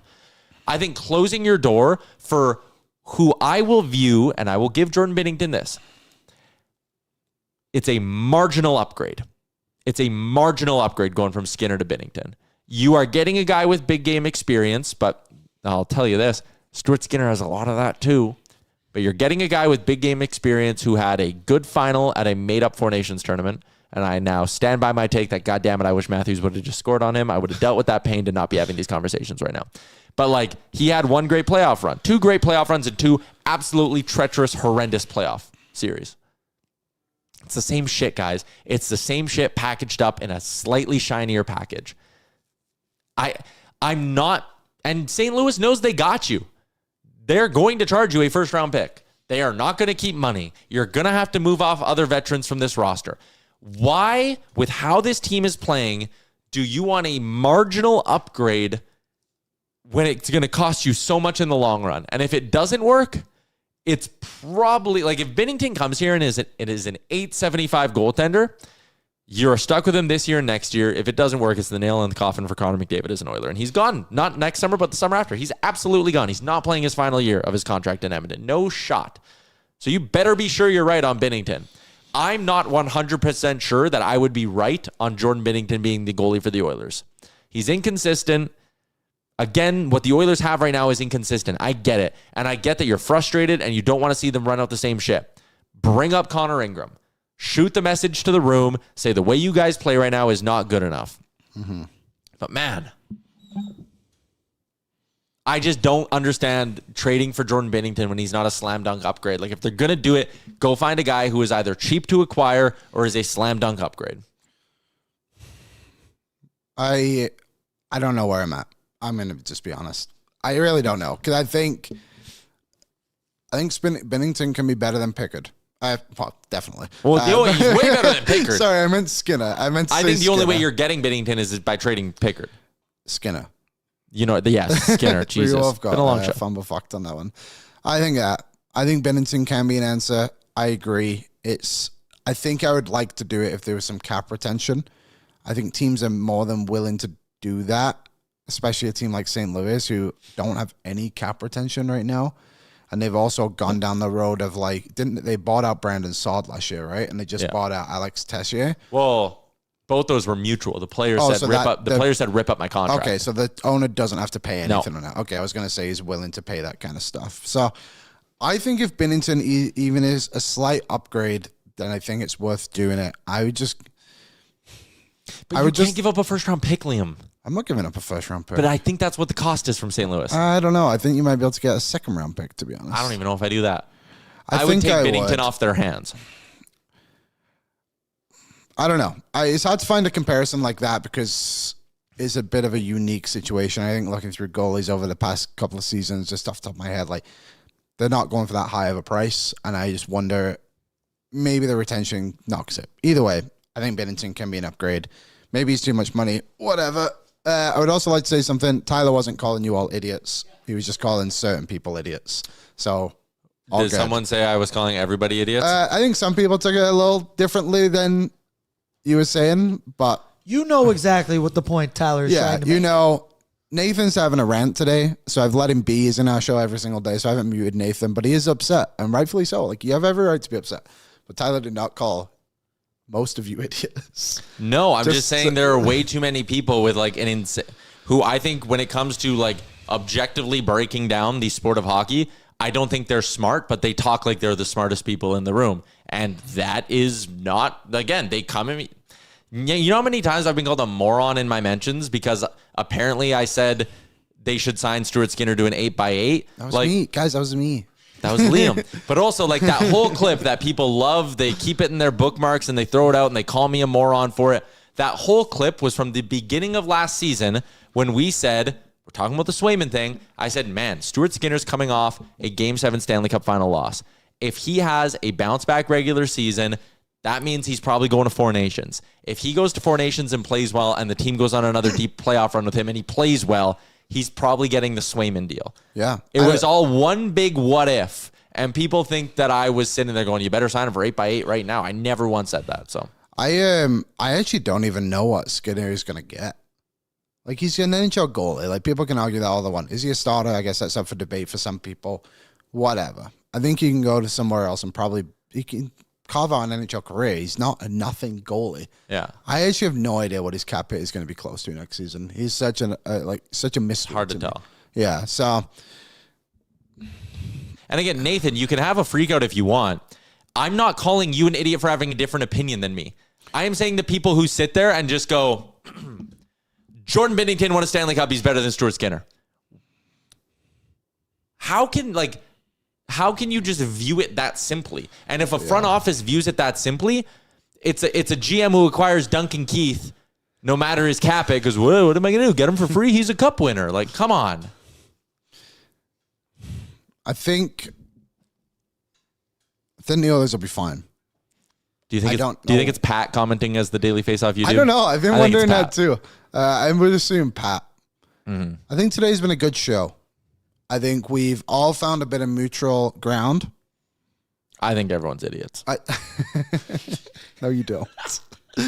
And I think Don't our listen guests to were all Liam, I great. do. I hate And then all we of got a you. lot of opinions. One thing that I think something should be considered, and it's a different situation, but when Colorado last season obviously got Blackwood from San Jose, he was playing well.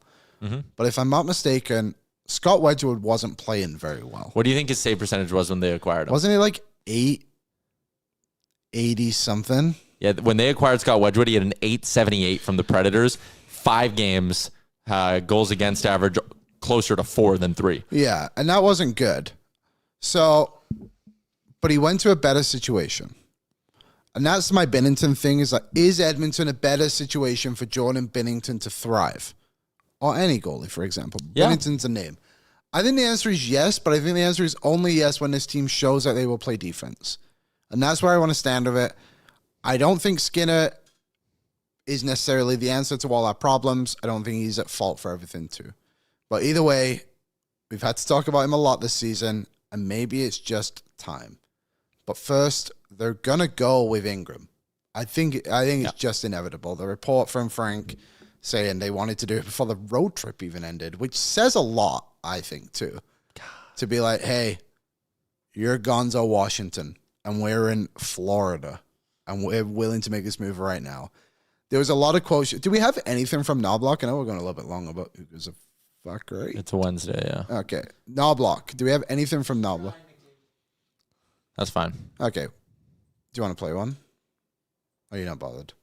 Okay. So we can almost do it tomorrow, too. Okay, the one quick thing on Knobloch before we end the show, I guess, or wherever we're going to go. People want him to scream from the rooftops. It's not who he is. And that's just not who he is. And also, too, it doesn't matter what Chris Knobloch says to us. The media, the fans, your dogs at home. It matters what he says in the room. Our dogs at the crib. And the dogs at the crib. Shout out my dogs at the crib. It doesn't matter what Chris Knobloch says to us. It matters what he says in the room. And I promise you all that Chris Knobloch does not sound the same way in the media room to what he does in the dressing room. We heard him rip the Oilers on an Oilers Plus clip. He was losing his mind. It's such a different mentality. And for him to come into the media room and to answer those questions, and I think when you listen, he's really trying to get his answers correct. I think he's trying to actually think about things, and I respect that he's not just sat there like firing answers immediately. Like, he has long pauses. He's called out Trent Frederick this season. He's called out the defense this season. He's done it. He's just done it, not done it in the way that people want to hear him just screaming it. He's just a level-headed guy, and it just is what it is. And yesterday, he called out the coaching staff. I thought Ryan Rishaw got a really good question, and he asked about, the Oilers have a few days to practice here, which they haven't had for a long time. I think these 3 days will be quite important. So the Oilers have only had one stretch this year where they've had 3 straight days off without a game, one of the few teams in the league who's had that, and it came after they played back-to-back St. Louis, Dallas. They flew home, landed like 4 a.m., I mean, they ended up getting boat raced against Colorado, but this is the first time where they're at home with 3 days off, is my point. So maybe practice will do nothing. But Rashad asked the question, he's like, how high on the level of will be competitiveness in your practices? And just in general, I think it was. And he said, he's like, and he paused, he's like, I'm not worried about the competitiveness. He's like, because I think they want to compete, but he's like, paraphrasing, the level of frustration in that room right now is crazy. Yeah. So the players are frustrated. They know what they need to do, but they're just struggling to execute. And obviously, we do not have the answers to how they get out of that. It has to come from them, and they need to play better. And it's down to the players. I think it's all down to the 20 players that skate tomorrow. Hopefully, we actually only see 19 players that skate tomorrow, because if we see 20, that means we've got another goalie change in the game. Right? That's math. You want 18 skaters and a goalie. Yeah, 19. Yeah. Okay, 19, and the goalie guy can cheer from the bench loud. Hopefully. Can I give you a name to keep an eye on? Please do. I'm trying to get nice and comfy with my leg up. I look much smarter when my leg's up like this. My legs are up right now too. Mm-hmm. What if I told you the Edmonton Oilers could acquire a goalie that over his last 34 starts has a .927 save percentage and a goals against average under 2.2? They can acquire that guy? He's a spare piece in an organization that already has 2 NHL goaltenders locked in under 30. Freddie Anderson? Billy, this is Laurent Brossoit. Okay, Laurent Brossoit was in the news yesterday. He's a solid NHL goalie who has a little bit of playoff experience with the Vegas Golden Knights. He got injured against Edmonton. His only defect is that he can't play. He can't hit, whatever it is. His only defect is that doctors couldn't figure out what was wrong with him when he kept getting hurt, and they eventually found a cam lesion, which was breaking. It was somewhere on his hip, and it was breaking down all the cartilage. Oh. And that's what caused him to keep getting injured. All these injuries he had, they thought it was all these different things. It was a lesion, because again, they thought it was his knee problems and all of that. It was a lesion that was wearing down cartilage, and that's what was hurting him. So he went and got hip surgery. Typical timeline for recovery is 6 to 8 months, but he is considered ahead of schedule, and this is from the Chicago Sun-Times. It's possible he could be cleared in the next few weeks. The reporting from the Chicago Sun-Times says a conditioning stint followed by a trade is one conceivable way this could play out. Laurent Brossoit is in a contract year. Sure. Chicago has retained money slots. Laurent Brossoit at 50% not only would clear up more money for Chicago than him being in the minors would. They would save 1.1 by putting him in the minors. They would save 1.75 million and all the actual hard dollars, similar to the Ingram situation, by retaining half and trading him. They have Soderblom. They have Spencer Knight. They have zero need for Laurent Brossoit. You know what they could kind of weirdly enough use? What? Alec Regula? A veteran left shot defenseman. So who are you trading? Brett Kulak? Brett Kulak for Laurent Brossoit and Matt Grzelcyk. My boy. Matt. I've never seen him play. Might be good, though. And he only makes $1 million. Maybe. I mean, all that talk about Cam Talbot, maybe we were looking at the wrong former Oiler the whole time. Oh, yeah, he did play for... was in the Oil Kings. He was Talbot's backup that year when he played like 100 games.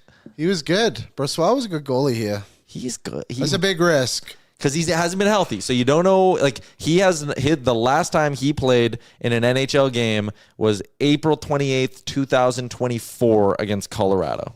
And how did he do? I mean, it's borderline not even fair to judge him. He guess he was injured. Stopped all 4 shots in a relief appearance. The last just read me the stat. Save percentage 100. 1,000. Yeah. The last time he played and started a full game was April 18th, 2024. So it's been like 18 months since this guy's played a game in the NHL because he's been so hurt. But it was an issue. Like, it's not like they've solved it apparently. The lesion's gone. The cartilage is no longer being worn down. And how much is his cap hit? 3.3. Jesus, that's literally both the Oilers goalies. It's a little bit less. It's just it's 300,000 yeah. less. But like if you got him to keep half, you can fit him in. You can fit him in without doing the Kulak thing, actually. So actually, forget I even said that. Like they're gonna have to waive him, give him a chance to save some hard money and some cap. Trade him to Edmonton for don't clip the part where I said Kulak. Everyone forget I said that. 6th round pick for Laurent Brossoit, 50% retained. I don't know. I mean, he was good. He was perfectly fine goal. I just, again, is a risk. Like, if it doesn't work, but if it works, look pretty good. Could he be worse than what they have right now? No. The worst thing that would happen is he'd get hurt again. I'm all in. Fucking Brossoit. Let's go, baby. We're winning a cup. Another goalie. Hello? Yep. Parade back on. Have they acquired the player yet? Nope. Bussy out, Brossoit in. Yeah. Let's go. Yeah. Bussy out. Yeah. What a roller coaster we've been on today. Mm-hmm. Ryan in the chat, their username is Ryan Nugent Hopkins. Brossoit almost lost Las Vegas that series back in 2022. Doesn't inspire much confidence. That is true. Jordan Binnington lost his team back-to-back playoff series in both 2019 and 2020, but he inspires confidence? It's a roller coaster right now, folks, and we're riding it. Yeah. It's a long one. The downside of Brossoit, which obviously didn't exist with Connor Ingram, is that the downside with Brossoit is if you have to bury him because it's not going well, it costs you $600K against the cap. Here's another thing I would actually be somewhat interested in hearing out. What if Laurent Brossoit goes to Chicago and says, oh, you guys are going to bury me in the minors? Mutually terminate my contract. Maybe. So, if he's coming back at the halfway point of the season, he's giving up on $300,000, one half of 3.3 million. So he's giving up on 1.75 million in career earnings. But he'd signed in Edmonton at a prorated $1 million, let's say.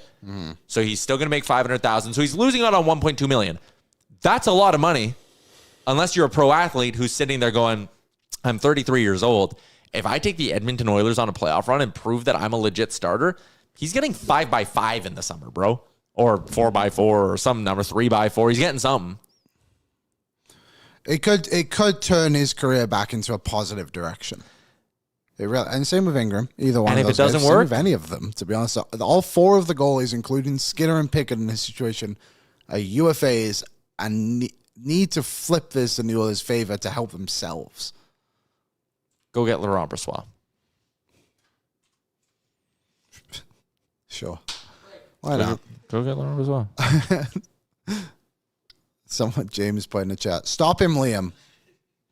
Hey, we're just spitballing here. We're that far down the road that we've got Laurent Brossoit on our minds now. It is good to see, though, on a real life side, that Laurent Brossoit did a lot for Edmonton. I remember not just the Oilers, but the Oil Kings, in the sense of those runs that they went on to the Memorial Cup and winning a WHL championship. LB was awesome. I remember going to Rexall Place, and those stands were loaded. They were so full. It was so cool to watch that team. And he probably is he the greatest player to ever play for the Oil Kings? Probably. At least in modern era, I would think, off the top of my head. Maybe someone Imagine going to one of those Oil Kings games back in the day, being like, hey, Edmonton hockey fans, Curtis Lazar and Laurent Brossoit trying to win a Stanley Cup for the Edmonton Oilers. Connor McWho. Imagine at that time you're watching that team and somebody from the future comes up to you and goes, one day, Laurent Brossoit will play for the Oilers, Curtis Lazar will play for the Oilers, and Griffin Reinhart will play for the Oilers, who at that time was the captain of Team Canada of the World Juniors. You'd be frothing at the mouth. Mitch Moroz was an Oiler? Mitch Moroz. Also, too, I definitely misspoke. Dylan Gunther is definitely the greatest Oiler. Caden Gooley, as was said. Jake Neighbors. Yep. Yeah, those are all way better. Way better. Okay, so I got pros and cons for Laurent Brossoit. I'll even do this. So on the pros side, you can see we have good and cheap. You can also put easy to acquire. Also, Rice Spot said we can avoid buying a new jersey. Maybe you already have a Brossoit jersey at home. So good, cheap, easy to acquire. Cons, I wrote lesion on his hip grinding down cartilage, but that's been solved. See, this isn't even a con anymore. So when you look at the full thing, it's only pros to acquiring Laurent Brossoit. It's interesting. Makes you think. Another comment. Kosa also pretty good. Yeah, probably another better Oil King. No, Brossoit's better than Kosa. He's actually done it. I guess he's in the league. Yeah. Yeah, that's true. Brossoit's- Maybe one day. Brossoit's actually been out there and played 140 games in the NHL. God, That's all he's played. 32 years old. That's such a huge risk. Ah, Do you know well. who else is 32? Jordan Binnington. I'd be willing to bet you that start number or game number 141 for Brossoit is in orange and blue. Bang, bang. That's what he's going to be like, man. That's what the Oilers goalies are Boom. like right now. Bad defensive effort by the Oilers. Laurent Brossoit. Bah. Oh, Brett Kulak pinched poorly. Woo. All in on LB. Uh-oh, another neutral zone turnover. Pads up! Ooh, stack pads. Okay, let's wrap up the show. That was fun. This was a good show. Someone commented earlier and said this might have been our best show ever, and then I called all of our listeners idiots. Yeah. Yes, you did, but you didn't mean it. No, you did not mean it. I didn't mean... The people in the chat are fine for the most part. Did we do a Spotify question yesterday? No, well, we kind of did, but we got to wrap. Okay. That's why I was I love you, Spotify. Spotify, let me know what you think of the Brossoit idea. And we'll get to your comments tomorrow. We'll catch up. And yeah, if you want to just drop comments about the game as well and what your general thoughts are from that, you can just throw them in. Tomorrow we will catch up on both of them, both comment sections, because the others don't play till Saturday, so we have to keep talking about this. We have to sit on this performance for 3 days. Oh. That's all I could think about last night. Also, follow our new Instagram. We're already at 700 followers, which is unreal. We did it not even a week ago. Booyah! All right.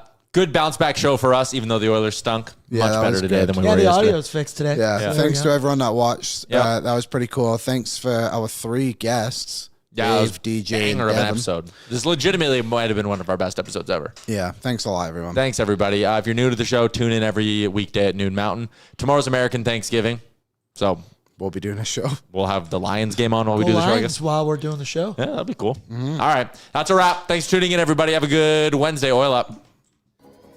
What's up, Nation citizens? If you enjoyed today's episode of Oilers Nation Every Day, make sure you hit the subscribe button here on our YouTube to not miss any of our content. We got you covered from interviews, insight, analysis, everything you need to stay up to date on everything around the team. Hit that subscribe button so you don't miss a video.